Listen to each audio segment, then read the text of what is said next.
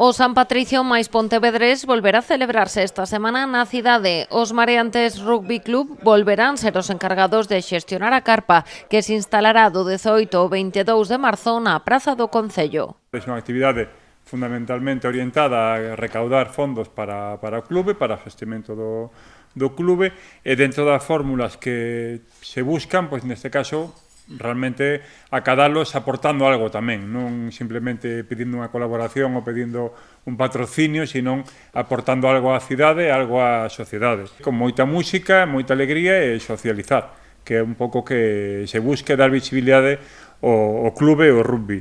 O obxectivo é, como sempre, recadar fondos para o funcionamento deste club, que actualmente conta con case 200 membros. Para atraer o público contan cunha programación ambiciosa na que a música será un dos eixos centrais, con concertos a diario, e contando ademais coa colaboración do local de música de Pontevedra. E eu creo que estamos ante unha das mellores programacións do San Patricio dende fai anos.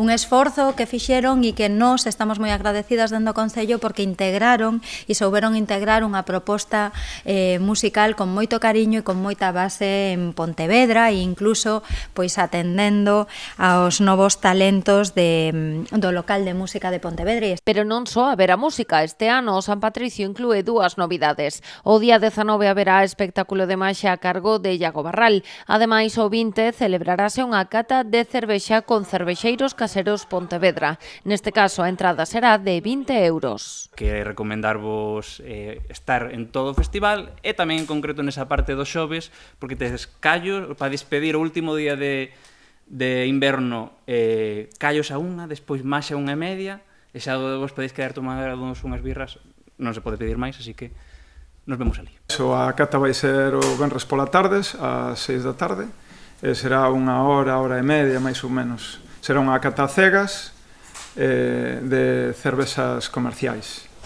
E, bueno, tamén aproveitaremos, lóxicamente, para darnos a coñecer o mundo da cerveza artesana feita na casa. Esta edición é especialmente emotiva pro Mareantes Rugby Club, xa que é a primeira que organizan tras o pasamento de Juan Manuel Juncal, un dos piares da entidade e do evento.